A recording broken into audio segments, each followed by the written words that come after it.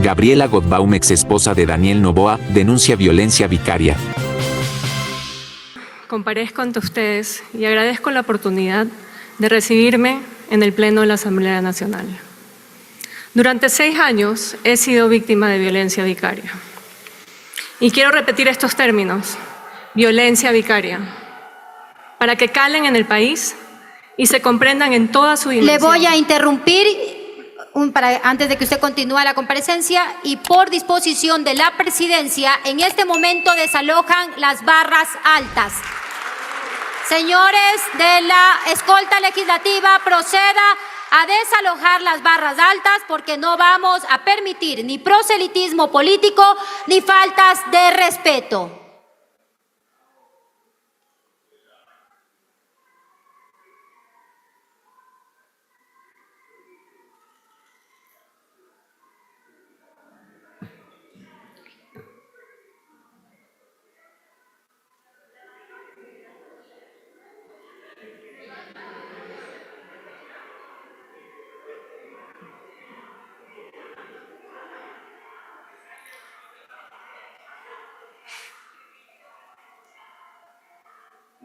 Proceda con su intervención, por favor. La violencia vicaria es la forma más atroz de agresión a una mujer. Es una violencia extendida, desplazada y cuyo fin último es herir a la mujer a través de los que más ama, nuestros hijos. Se observa cuando el agresor, que es una expareja, no tiene control directo sobre la mujer, pero busca herirla a través de sus hijos y otros miembros del círculo familiar. Afecta su bienestar físico, psicológico y emocional. Nos derrumba. Mi ex esposo ha instrumentalizado a mi hija. La ha usado como objeto para causarme dolor y mantenerme en constante estado de zozobra. No solo a mi pequeña hija, también a mi padre, a mi hermano y a todas las personas que me han apoyado y defendido. Este tipo de comportamiento es lo que se define como violencia vicaria, una forma de abuso cruel y devastador. Te quiebra por dentro, te destruye, te hace sentir culpable de ver sufrir a tus seres queridos. Es padecer una guerra. La violencia vicaria es muerte en vida. Comenzó en 2019, cuando decidí separarme de él. Estaba embarazada de 6 meses. Lo que pensaba que sería un proceso doloroso, pero necesario, se transformó en una pesadilla. No solo comenzó a atacar mi integridad emocional, sino que, a través de terceros, pretendió obtener información médica de mi ginecólogo. Este tercero, hoy, forma parte de su listado de asambleístas. Mi padre también fue víctima de su acoso al ser acusado por algo tan absurdo que la denuncia fue desechada. Cuando nació nuestra hija, empezó a acosarme emocionalmente con el pretexto de querer ver a la niña. Los pedidos se volvieron cada vez más complejos, como pretender que yo se la entregue a su abuela paterna para que ella la lleve a Nueva York a verlo cruzar la meta de una maratón. Mi hija tenía apenas 6 meses de edad. Ante mi negativa a cumplir con sus múltiples deseos, su tono se volvió más agresivo y luego se convirtió en una retahíla de demandas en mi contra y en contra de mi familia. Ya sumo 42 y contando. Recibí una demanda por régimen de visitas, donde el régimen de visitas provisional era fuera de proporción para una bebé recién nacida. Luego llegó la demanda de divorcio, después 9 denuncias penales. Durante varios fines de semana, la garita de mi ciudadela estaba plagada por un sinnúmero de abogados, notarios, cámaras y guardaespaldas fuertemente armados que, acompañando a mi ex esposo, exigían llevarse a mi hija. Recuerdo que siempre le pedía que ingrese a mi casa a visitar a nuestra hija, pero él se rehusaba. Él se la quería llevar. A la fuerza, con violencia. Recuerdo también un día que vino con un fiscal que me amenazó y me dijo que si él quería, me podía meter presa en ese momento. En ese entonces, mi hija era una bebé lactante con apenas 10 meses de edad. Nunca me había sentido tan frágil, tan destruida emocional y anímicamente, quebrada por dentro. Ya han intentado meterme presa y no sé qué me pasará. He intentado vencer el miedo, no solo por mi hija, no solo por mi familia. Hoy intento alzar mi voz por cada una de las mujeres que han pasado o atraviesan situaciones similares. Las denuncias y demandas siguieron llegando. También empezaron a llegar videos difamadores por WhatsApp a mi familia y al círculo social cercano. Luego aparecieron en Twitter. Una vez al llegar de viaje, fui acosada por los abogados de mi ex esposo, quienes me estaban esperando en el aeropuerto. Me gritaron al verme pasar, entre ellos Leonardo Toledo y Francisco Fierro, abogados de la hoy sentenciada Mayra Salazar. La justicia tampoco ha velado por la seguridad y el interés superior de una menor de edad como mi hija. Jueces que han dictado sentencias muy irregulares para un régimen de visita. Por cierto, algunos de esos jueces hoy están presos, salpicados en el peor escándalo judicial del cual se tiene memoria. Mi hija se ha visto sometida a múltiples cambios en el régimen de visitas, muchas veces por decisiones irregulares de los jueces. Esto ha causado inestabilidad en su vida y en su desarrollo. Por ello, ha requerido de mucha contención emocional a través de profesionales. En febrero de 2023, durante la última audiencia de modificación de visitas, en febrero de 2024, el año pasado, durante la última audiencia de modificación al régimen de visitas planteada por mi ex esposo, 2 jueces de sala cometieron presunto prevaricato al resolver puntos que no estaban dentro de la pretensión de la demanda. Al notificarme la sentencia por escrito, cometieron una supuesta falsedad ideológica, al añadir puntos adicionales que no fueron resueltos en la audiencia oral, es decir, cambiaron la sentencia. Uno de estos jueces, que fue el ponente, es cónyuge de una abogada de mi ex esposo, quien lo patrocinó en una denuncia contra mi padre por un tema relacionado a mi hija. Hoy es juez de una sala de lo civil, el otro juez de una sala de lo penal. Mi ex esposo envió a mi residencia a su actual esposa, junto a su abogada, una notaria, la INAPEN, y los militares fuertemente armados con metralletas para hacer cumplir esta orden judicial. Se querían llevar una vez más por la fuerza a mi hija, pero esta vez usando todo el aparataje y el poder del Estado. Me negué a que se lleven a mi hija hasta que los jueces aclaren por qué habían cambiado ilegalmente la sentencia. Por eso, el padre de mi hija ordenó que se retire la seguridad militar que le había asignado desde noviembre de 2023. Así es, el padre ordenó retirar la seguridad de su hija. Mi hija ha sido expuesta en redes sociales por su padre y su actual esposa y en medios públicos.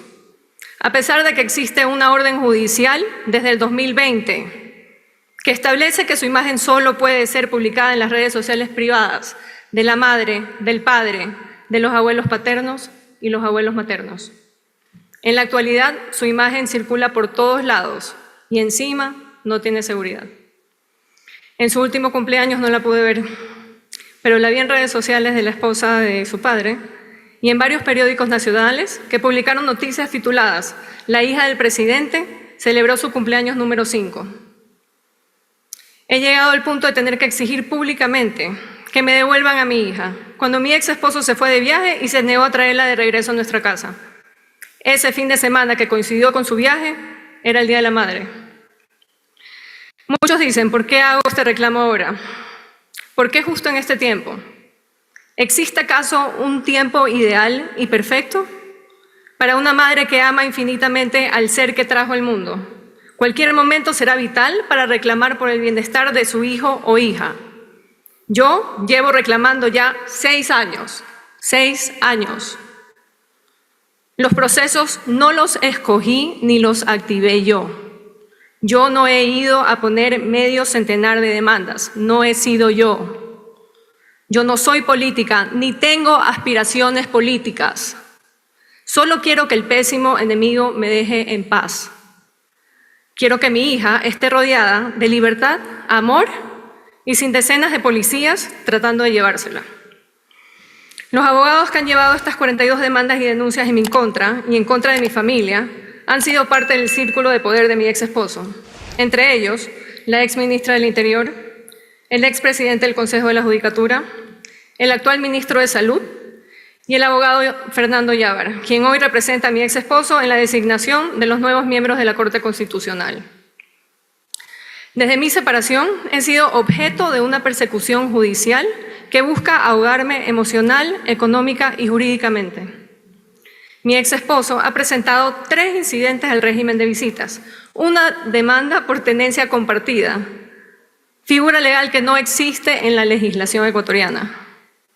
Además, ha presentado 10 demandas seguidas por salida del país y la más reciente, una demanda por rebaja de pensión alimenticia, cuyo expediente ha sido declarado reservado por el juez a pedido de mi ex esposo y resuelto de forma unilateral, sin permitirme opinar ni conocer sobre el alcance de dicha decisión adoptada por la sola petición de mi ex esposo, y cuya audiencia se celebrará finalmente mañana en plena campaña electoral. Entonces, ¿quién es el que judicializa la política? Esta persecución judicial inició en 2019, pero ahora se ha intensificado con el uso del andamiaje político y judicial, con su poder económico y su poder político. Mi hermano Federico Golbaum hoy es perseguido por el fiscal de confianza de mi ex esposo, Carlos Alarcón.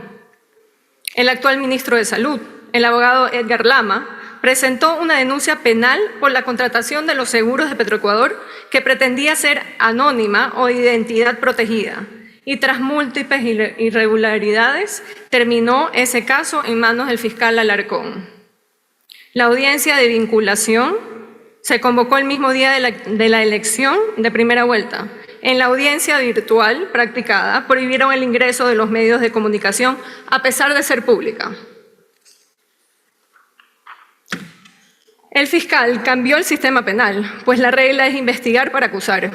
En este caso, sin embargo, primero acusó y luego ordenó prácticas investigativas. Existen 3 informes periciales de un experto en finanzas, seguros y contratación pública que dicen no hay delito. Adicionalmente, dentro de las 42 causas judiciales, se encuentra procesado mi padre por una demanda civil por daño moral por $100.000. Incluso Daniel Noboa me demandó por daños y perjuicios. Exigía $20 millones. No ganó. Además, está pendiente un proceso en casación por una demanda de daño moral en mi contra por $200.000. Una persecución que no me ha permitido rehacer mi vida. He pasado en juzgados defendiendo a mi hija, a mi familia. El denunciante jamás ha ido a una sola audiencia, solo envía a sus abogados y ahora a sus funcionarios a perpetuar el acoso. Usó la judicatura, usó a sus empleados, hoy funcionarios públicos, usa Petroecuador para asediarnos. La persecución judicial viene asociada con el uso del Estado para intentar cobrar a una empresa de mi familia impuestos que no se causaron y que no se produjeron. Hago público mi caso porque esto se trata de violencia vicaria, ejercida desde los más altos niveles, desde una posición de máximo poder. Se trata de aquella violencia en la que el agresor no solo daña directamente a su pareja o expareja, sino que usa a los hijos, la justicia y el poder económico para ejercer control y venganza. Es enfrentarse a la pérdida de la custodia de nuestros hijos, su manipulación emocional e incluso la violencia letal contra ellos. La violencia vicaria sigue sin ser reconocida en la ley, lo que impide que las víctimas accedan a protección y justicia. Hoy tengo la oportunidad de hablar y soy consciente de las miles de mujeres que están pasando lo mismo que yo. Soy solo una voz y espero ser eco de muchas. Me he reunido con grupos y organizaciones de mujeres de todo el Ecuador, muchas que estaban presentes en esta asamblea el día de hoy. Hoy tomo más fuerza que nunca porque no quiero que me arrebaten a mi hija. Hoy espero ser una voz que alienta a otras mujeres. La violentada es mi hija, somos mi hija y yo. Pensar que agrediendo a una madre no se dañan a los hijos es lo más absurdo del planeta. Se violentan los derechos de mi hija a diario, se han violentado mis derechos y siempre con el miedo que intenten apresarme. Hoy todas las mujeres debemos estar juntas, siempre juntas, para no permitir nunca más ninguna agresión. Para que este proyecto de ley se tramite y se tipifique la violencia vicaria. Por eso estoy aquí hoy, dando mi testimonio de vida, con todos los peligros que eso representa. Por nuestros hijos e hijas haremos lo que sea necesario. Por nuestros hijos e hijas, la vida entera. Gracias.